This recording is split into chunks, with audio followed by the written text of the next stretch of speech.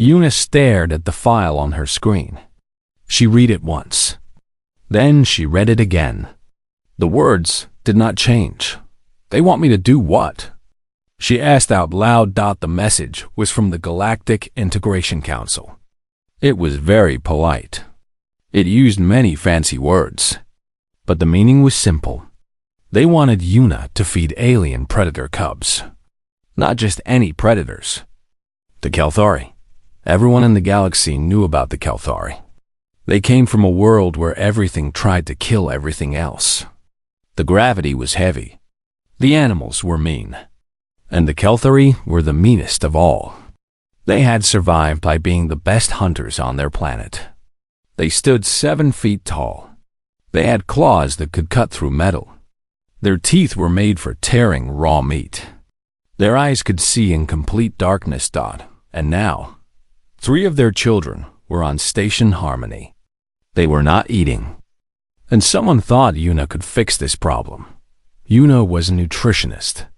She had spent 15 years helping different alien species learn to eat new foods. She had worked with plant eaters who were scared of vegetables. She had helped rock-based lifeforms understand that they should not eat the station walls. She had even convinced a species that lived on radiation to try a sandwich, but she had never worked with predators, especially not predator children. She walked down the long hallway to the kitchen section of the station. Her friend Taiho was there. He was chopping something green and leafy. Taiho was the best chef on Station Harmony. He could make any food taste good to any species. He had a gift. Did you see the new assignment? Una asked him. Taiho did not look up from his cutting. The murder cats? Yes, I saw. They are not murder cats, Una said. They are Kelthari. Same thing. Taiho finally looked at her. He was smiling, but his eyes were nervous. You want me to cook for baby murder cats? Cubs with claws. Little fluffy demons who have only ever eaten fresh kills. I need your help, Una said simply. Taiho put down his knife. He was quiet for a long moment. Then he sighed. Fine, but if I get eaten, I am blaming you. The next day, they went to meet the Kelthari ambassador. His name was Varric. He was very tall, even for his species. His fur was dark gray with silver marks. His eyes were the color of gold coins. When he spoke, Una could see his fangs, but his voice was tired. Not scary, just tired. Thank you for coming, Varric said. He led them into a sitting room. The furniture was big and sturdy. Everything was designed for heavy bodies and sharp claws. I did not know who else to ask. Tell us about the problem, Una said. Varric sat down heavily. The chair creaked under his weight. My cubs. Rin, Kova, and Tirik. They are young. Rin is 7 cycles old. Kova is 5. Tirik is only 4. Una did quick math in her head. That was like human children, aged 7, 5, and 4 years old. Very young. On our homeworld, Varric continued, cubs learn to hunt with their family. They chase small prey. They catch it. They eat it fresh. This is how all Kelthari children learn to eat. It is tradition. It is natural. But there is no prey on the station, Taiho said. Varric nodded slowly. The council gave us synthesized meat. It is nutritious. It is safe. But my cubs will not touch it. They say it smells wrong. They say it feels wrong. They push it away and cry for real food. How long has this been going on? Una asked. She was starting to feel worried. 3 weeks, Varric said. His voice cracked just a little. They eat very little. They are losing weight. The station doctors say they are not in danger yet. But soon, he stopped. He could not finish the sentence. Una understood. The cubs were starving themselves because the food was not right. And if no one helped them, they would get very sick. We will help, Una said firmly. Varric looked at her with surprise. You are not afraid. My people, many species fear us. They see our claws and our teeth, and they run away. I have seen the security footage of your cubs, Una said. She smiled a little. They were playing chase in your quarters. Tirek fell over his own feet and rolled into a wall. Kova was trying to pounce on her own tail. For the first time, something soft appeared in Vorik's golden eyes. They are clumsy. Young cubs are always clumsy. They are children, Una said. Scary children with very sharp claws, yes, but still children. And I am good with children. Taiho crossed his arms. So, what is our plan? We cannot bring live animals onto the station. The rules are very clear. Una thought about this. She remembered her grandmother back on Earth. Her grandmother had fed 7 children through hard winters with almost nothing. She had made food last. She had made food taste good. She had made food feel special. Humans have been making dead food interesting for thousands of years, Una said slowly. We dry it. We smoke it. We salt it. We add spices and herbs. We cook it in 100 different ways. Dead meat becomes something new. Something that smells good and tastes good. Vorik leaned forward. You think you can make our synthesized meat smell like a fresh kill? No, Una admitted. But I think we can make it smell like something even better. Something your cubs have never experienced before. Something so new and interesting that they forget to be stubborn. Vorik was quiet. Then, slowly, he nodded. Very well. I will trust you. Please, save my children. Una looked at Taiho. Taiho looked back at her. They both took a deep breath. Tomorrow, they would meet the cubs. Tomorrow, the real work would begin. Una was not sure if she was excited or terrified. Probably both. Una carried a large bag over her shoulder. Inside were containers of different foods. Dried meats, smoked fish, spice jerky, sweet treats, salty snacks. She had packed everything she could think of. Taiho walked beside her. He carried his cooking equipment in a heavy case. Pots and pans, knives and spoons, a small heating unit. He looked like he was going to war. Maybe we should have brought armor, Taiho muttered. They are children, Una reminded him. Children with claws. They reached the door to the Kelthari quarters. Ambassador Vorik was waiting for them. He looked like he had not slept well. His fur was messy. His eyes were tired. They are in the main room, Vorik said quietly. I told them visitors were coming. They are excited. Excited is good, Una said. Vorik made a strange sound. It might have been a laugh. Excited is dangerous. He opened the door. The room was large and simple. The floor was made of something soft but strong. The walls had scratch marks on them. In the center of the room stood 3 young Kelthari. Rin was the tallest. He was about 4 feet high.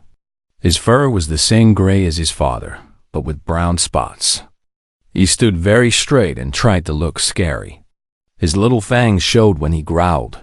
Kova was smaller and rounder.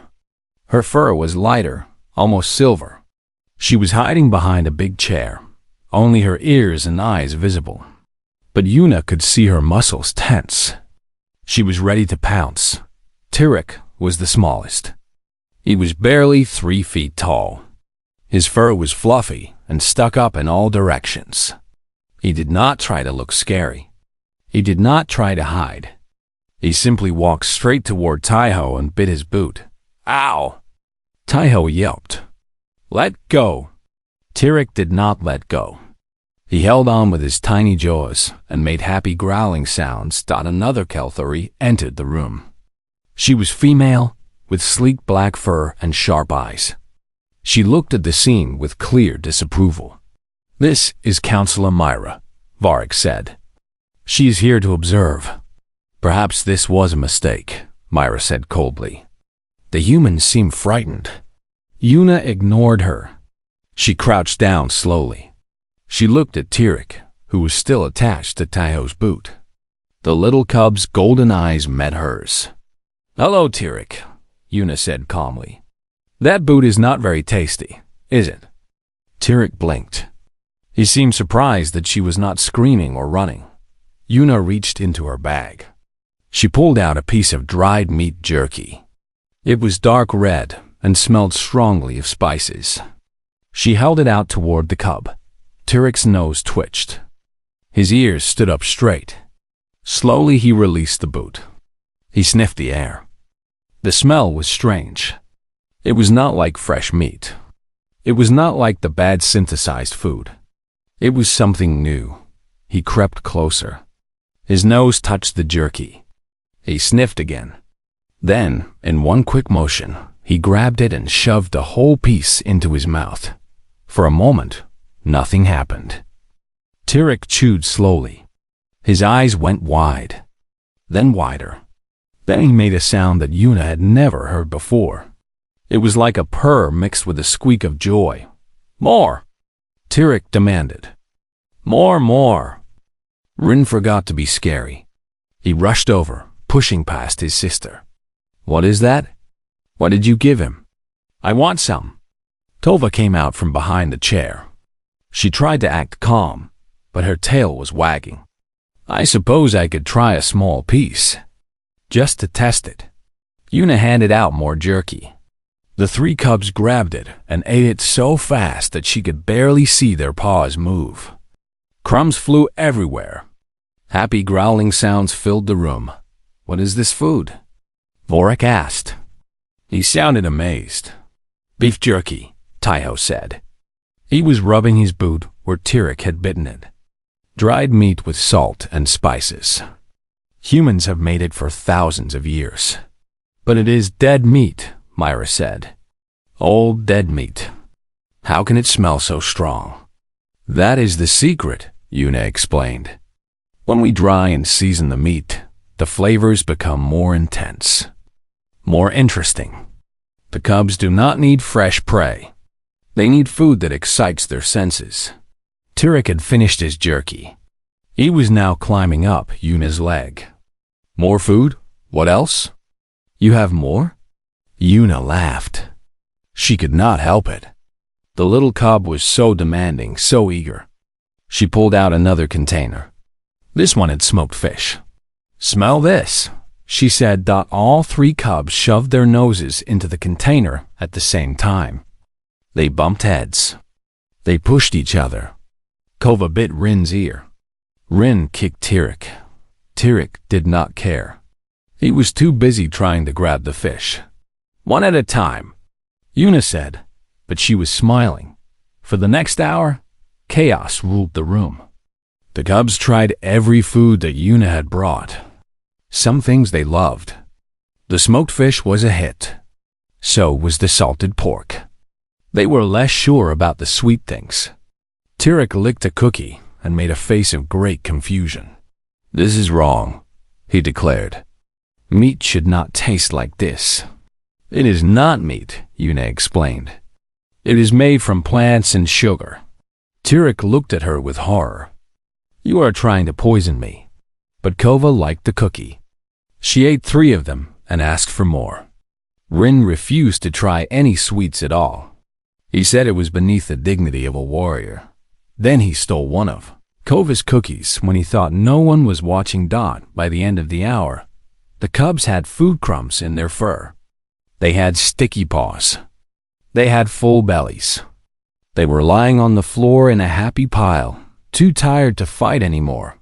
Vorik stood very still. He stared at his children like he was seeing them for the first time. "They ate," he whispered. "They actually ate." "This is just the beginning," Taiho said. He was already planning in his head. Dried foods are good for snacks, but they need proper meals. Hot food, cooked food. Tomorrow, I will make them something special. Myra still looked unhappy. "This is not how Kelthari are raised. We do not play with food. We do not make meals into entertainment. Maybe that is the problem, Una said gently. Your cubs are away from home. They are scared and confused. They need more than nutrition. They need comfort. They need fun. Myra opened her mouth to argue, but then Tyrek rolled over in his sleep. He made a small, happy sound. His paw twitched like he was dreaming of chasing something. Myra closed her mouth. She said nothing more. That night, Una went back to her quarters feeling hopeful. The first day had been crazy. It had been messy. It had been loud, but the cubs had eaten. And that was what mattered. Tomorrow would bring new challenges. Tomorrow, Taiho would cook a real meal. Una smiled as she fell asleep.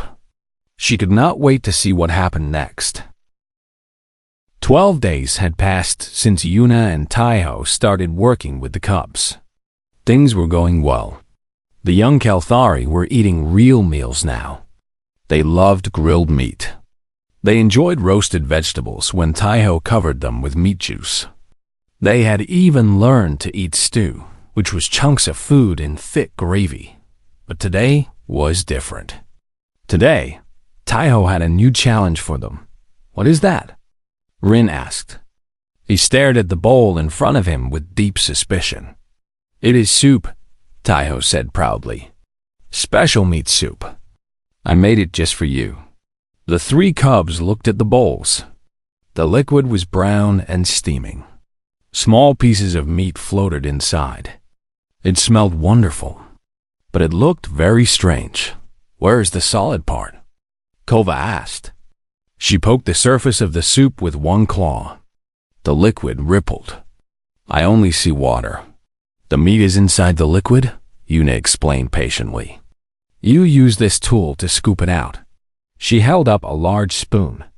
It was specially made for Kelthari paws, with a thick handle that was easy to grip. Tyrek grabbed the spoon. He looked at it from all angles. He sniffed it. He licked it. Then he looked at the soup again. I do not understand, he said. How does the tool make the water become food? Just dip it in and scoop, Taiho said. He demonstrated with his own bowl. He lifted a spoonful of soup and put it in his mouth. See? Easy? The cubs watched him with wide eyes. They looked at each other. Then they looked at their bowls again. Kova moved first. She picked up her spoon. She held it carefully. She dipped it into the soup.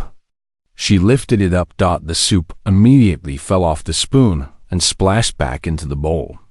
Drops of liquid flew onto the table. The food is broken, Kova declared. No, Una said. You have to be gentle. Slow movements. Keep the spoon flat. Rin tried next. He was very serious about it. He dipped his spoon slowly.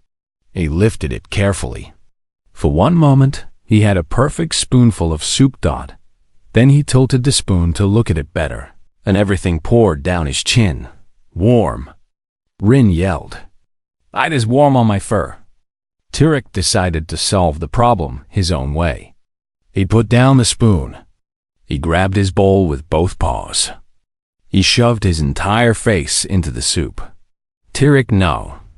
Una shouted. Too late. Tyrek came up sputtering and coughing. Soup dripped from his nose. It covered his ears. It made his face fur stick up in wet spikes. His eyes were wide with shock. Hot, he said in a small voice. Very hot. Kova laughed so hard she fell off her chair. Rin forgot about the soup on his own chin. He pointed at his little brother and howled with amusement. You look like a wet rock slug? I do not. Tyrek protested, but he could not see himself. He could only feel the soup dripping down his face. Kova climbed back onto her chair. She was still giggling. She picked up her spoon again. This time, she tried to move it very fast, hoping to catch the soup before it could fall. The spoon hit the edge of the bowl. Soup splashed everywhere. It hit Rin in the ear. It hit Tyrek in the eye. It hit the table and the floor, and somehow even the ceiling. How did it reach the ceiling? Taiho asked in wonder. No one could answer. No one knew. Now Rin was angry. His ear was full of soup. He grabbed his own spoon and used it like a weapon. He scooped up soup and flung it at Kova. "Take that," he shouted. Kova screamed and ducked. The soup missed her and hit the wall. "You missed," she taunted. "Bad aim." "Oh, you want to see good aim?" Rin scooped more soup. Ik saw what was happening. He did not want to be left out. He grabbed his spoon with both paws, dipped it deep into his bowl, and launched soup directly at his siblings. For the next 3 minutes, the room became a battlefield. Soup flew through the air. It splattered on fur and walls and furniture. The cubs ran and dodged and threw more. They climbed on chairs. They hid behind tables. They ambushed each other from corners. Yuna tried to stop them. "Wait, that is not how you—" A glob of soup hit her shoulder. She stared at it in disbelief. Taiho was laughing too hard to help. He was bent over, holding his stomach. Tears ran down his face. "This is not funny," Yuna said. "It is a little funny." Taiho managed to say. Suddenly, the door opened. Ambassador Vorik walked in. Everyone froze. Vorik looked at his children. They were covered in soup from ears to tail. Their fur was matted and dripping. Brown liquid pooled on the floor around their feet. He looked at the room. There was soup on the walls. There was soup on the ceiling. There was soup on the furniture.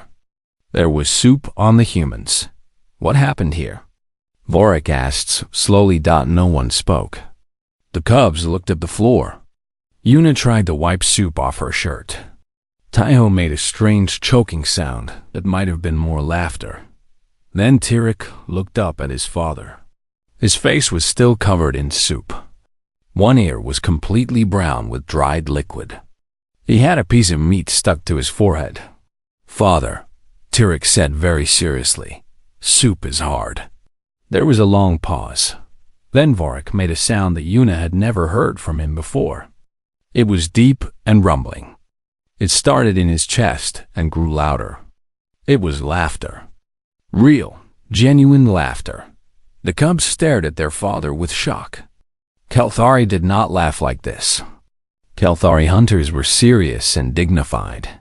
But Vorik was laughing so hard that he had to lean against the wall. "Soup is hard," he repeated. "Oh, my little ones. Soup is hard." And then the cubs started laughing too. Not hunting laughs or dominance laughs. Just pure, happy, silly laughter. They laughed at themselves. They laughed at each other. They laughed at the mess they had made. Kova flicked some soup off her paw at Tirik. He giggled and flicked some back.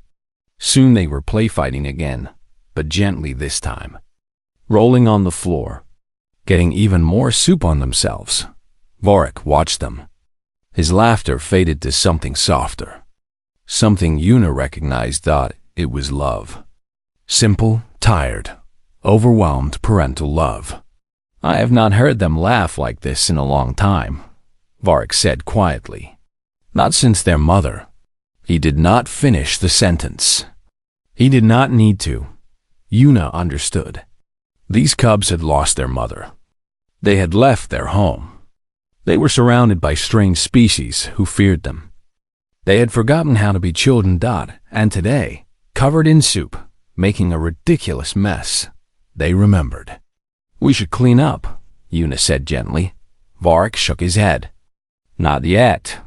Let them play a little longer." Taiho finally stopped laughing. He looked at the chaos around him. He looked at the happy cubs on the floor. He looked at the soup that was still dripping from the ceiling. "Tomorrow," he said, "I will teach them about bath time." Yuna groaned. That was going to be another adventure.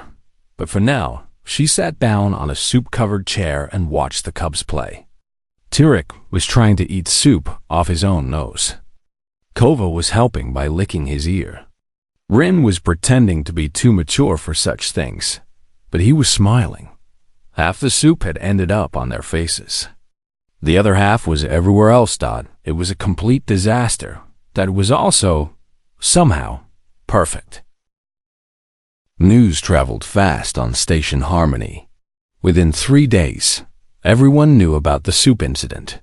They knew that the terrifying Kelthari cubs were eating human food. They knew that the humans were playing games with them. They knew about the mess on the ceiling. Some species thought it was wonderful. The Corvani, who were small and peaceful, said it was nice to hear that predator children could be friendly. The Melthians, who looked like walking trees, said they approved of any method that made young ones eat their meals. But not everyone was happy. The Volthani ambassador came to the station council with a formal complaint. The Volthani were tall and thin, with too many arms and not enough patience. They had been nervous about the Kelthari since day one. Now they were angry. "This is wrong," the ambassador declared. "Humans are corrupting Kelthari development. They are teaching predator cubs to be soft, to be weak. This is dangerous for everyone." Other ambassadors nodded. They were scared of the Kelthari. They wanted the young predators to be trained properly, not playing with food. Yuna heard about the complaint. She was worried but not surprised. She had expected pushback. She just had not expected it so soon. The real confrontation came from someone closer. Counselor Mira was waiting for Yuna outside the Kelthari quarters the next morning. Her black fur was perfectly groomed. Her eyes were cold. "We need to talk," Myra said. Yun stopped walking. "Okay. What about?" "About what you are doing to these cubs." Myra's voice was tight with anger. "You treat them like human offspring. You play games during meals. You let them make messes. You encourage them to laugh and be silly. This is not how Kelthari raise their young." Yuna took a deep breath. "I know it is different from your ways." "Different?" Myra stepped closer. "It is an insult to our culture. Kelthari children must learn discipline. They must learn control. They must become hunters. Instead, you are turning them into what?" Yuna asked calmly. Myra struggled to find the word. "Into soft creatures. Weak creatures. They will grow up unable to hunt, unable to fight, unable to survive on our homeworld." "They are not on your homeworld," Yuna said. "They are on a space station. They are surrounded by species that fear them. They lost their mother. They are lonely and scared, and they did not know how to show it." Myra froze. Her cold expression cracked just a little. "Yes, I know about their mother," Yuna continued softly. "Ambassador Vorik told me. He said she died 2 cycles ago. He said he has been struggling ever since." "That is private family business," Myra said, but her voice was weaker now. "It is also important," Yuna replied. "These cubs are grieving. They are confused. And from what I have seen, no one has helped them deal with that grief. Your culture teaches strength and dignity. But sometimes, children need to be allowed to feel weak, to cry, to make messes, to play." Mira was silent for a long moment. Her sharp eyes studied Yuna's face. "Vorik does not know how to be soft with them," Myra finally said.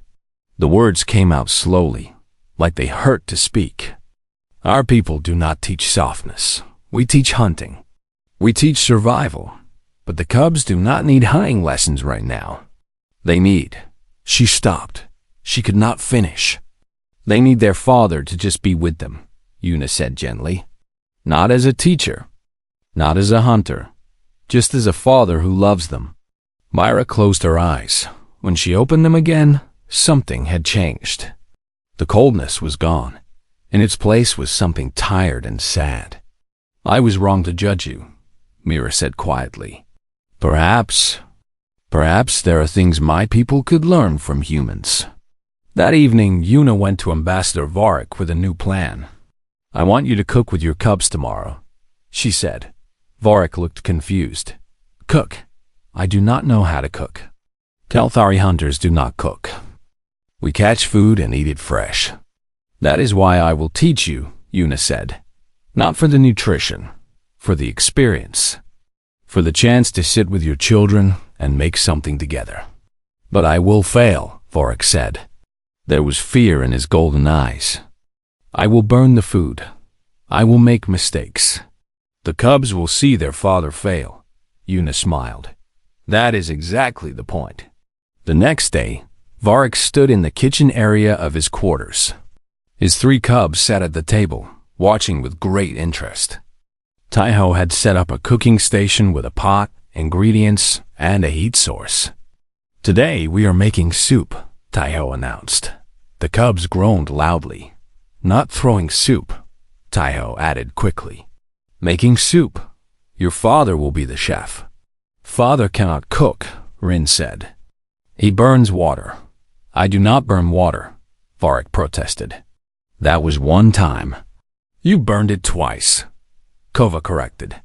Tirik nodded seriously. The water was very burned. Vorik looked at Una with embarrassment, but she just smiled and handed him a knife. Start by cutting the meat into small pieces, she said. Vorik tried. His big claws made the work awkward. He cut the pieces too large at first, then too small. Meat fell on the floor. One piece flew across the room and hit the wall. The cubs laughed. Vorik's ears went flat with shame, but Una touched his arm gently. Keep going, she whispered. Let them see you try. He kept going. He put water in the pot. He added the meat. He added vegetables. He added salt, but too much salt. The soup started bubbling too fast. He panicked and turned down the heat too much, and it stopped bubbling at all. You are doing it wrong, Rin said helpfully. I know, Vorik admitted. The vegetables are too big, Kova added. I know. It smells funny, Tirik said. I know. Vorik looked at his children. I am not good at this. Your mother. She was better at these things, taking care of you, making you feel safe. I only know how to hunt. I do not know how to be what you need. The room went quiet. The cubs looked at each other. They had not heard their father talk about their mother in a long time. Then Tirik climbed down from his chair.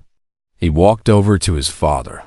He wrapped his small arms around Vorik's leg. I can help, Tirik said. I will stir the soup. Kova came next.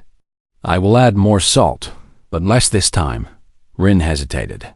He was the oldest. He wanted to be strong and mature. But then he walked over too. I will cut the vegetables smaller, he said. I watched Taiho. I know how. Vorik looked at his children gathered around him. His eyes were wet, though he would never admit it. Together then, he said softly, they made soup together. It was not good soup. It was too salty, and the vegetables were still too big, and the meat was slightly burned. But when they sat down to eat it, the cubs declared it was the best meal they had ever had. You made this, father, Kova said proudly. You cooked. We all cooked, Vorik corrected. We are a pack. Packs work together. Tirik slurped his soup loudly. Some of it went up his nose. He did not care. Next time, he said, we should make more. And throw less. Agreed, Vorik said. And for the first time in many months, he smiled a real smile. Una and Taiho watched from the doorway. They did not say anything. They did not need to. The Kelthari were learning to cook. But more importantly, they were learning to be a family again. And that was worth all the soup on all the ceilings in the galaxy. 6 months passed. The Galactic Integration Council sent a message to Una. They wanted a formal report on the feeding program. Una sat at her desk for a long time, trying to decide what to write. How could she explain what had happened? How could she put into words the change she had seen? She thought about the cubs. Rin was taller now and calmer. He still tried to act mature and serious, but he smiled more often. He had learned to make 3 different types of soup on his own. Kova had discovered a love for baking. She made strange Kalthari versions of human cookies. They had too much salt and not enough sugar, but she was proud of every batch. Tirik was still Tirik. He still bit things he was not supposed to bite. He still climbed on people. He still shoved his face into food sometimes. But now he did it with joy instead of desperation. And Ambassador Vorik had changed most of all. He cooked dinner with his cubs 3 times a week now. He ate with them at the table instead of eating alone in his office. He laughed at their jokes, even the bad ones. He had learned how to be their father again. Una started writing her report. She included all the official data. The cubs had gained healthy weight.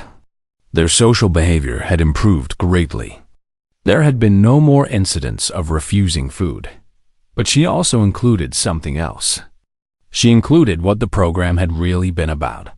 The Kalthari cubs did not need better nutrition, she wrote. They needed connection. They needed to feel safe enough to be messy and silly and young. They needed their family to eat together, not as hunters sharing a kill, but as parents and children sharing a meal. She sent the report to the council. She did not expect much to come of it. She was wrong. 3 months later, Una received news that surprised her. Other predator species had read her report. They were interested. They wanted human nutritionists to work with their young as well. A species called the Korath asked for help first. They were large reptiles with many teeth.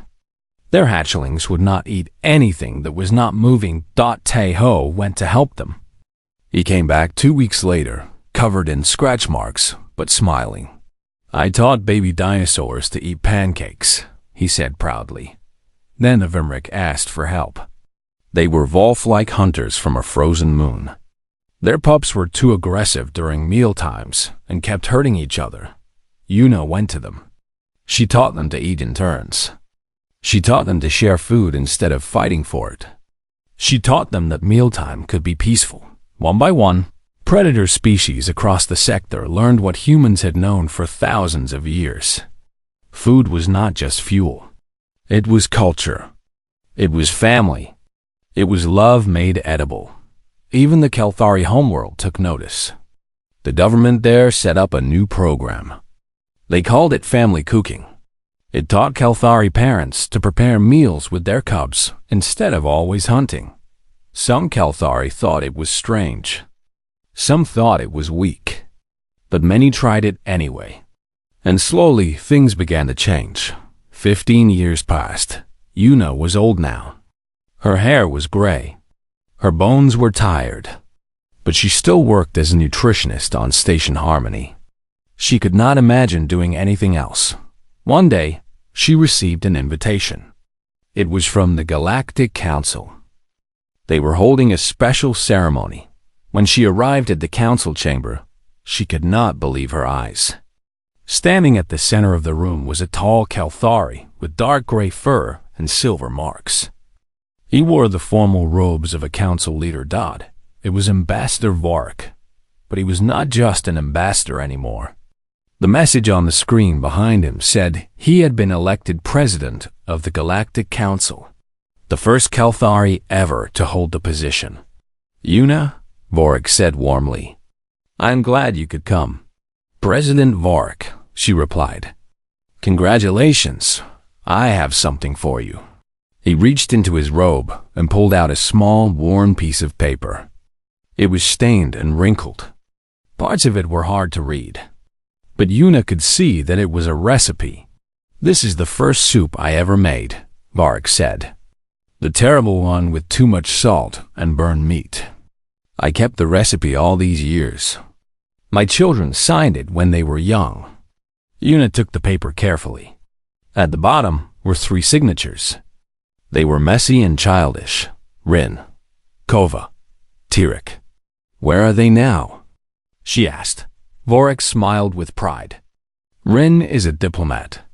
He works to build peace between predator and prey species. Kova became a chef. She runs a restaurant on the homeworld that teaches Kalthari families to cook together. And Tirik, he paused. His smile became even wider.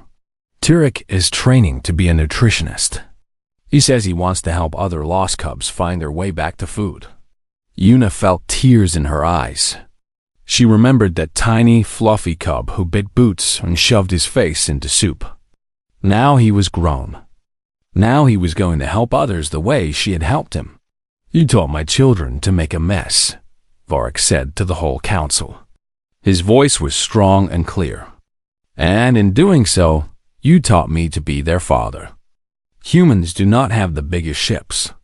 They do not have the strongest weapons. But they have something more valuable." He paused and looked at Yuna. "They understand that the most important battles are not fought with claws and teeth. They are fought at dinner tables. They are won with patience and laughter and love." The council chamber was silent. Species from across the galaxy stared at the Kelthari president. Many of them had once feared predators. Many had thought of them as mindless killers, but now they saw something different. They saw a father who had learned to cook soup for his cubs. They saw a family that had been healed by messy meals. They saw what humans had always known. Food brings people together. Even predator people. Even scary, clawed, fanged people. Yuna raised her hand. She was holding an imaginary bowl. Varric understood. He raised his own hand the same way. "To soup," Yuna said. "To soup," Varric agreed. "And to the wonderful fools who taught us to wear half of it on our faces." In the crowd, an adult Tyrek laughed loudly. His laugh still sounded the same. Happy and silly and full of life. And somewhere, in kitchens across the galaxy, predator cubs were learning that soup was hard, but family made it easier. The end.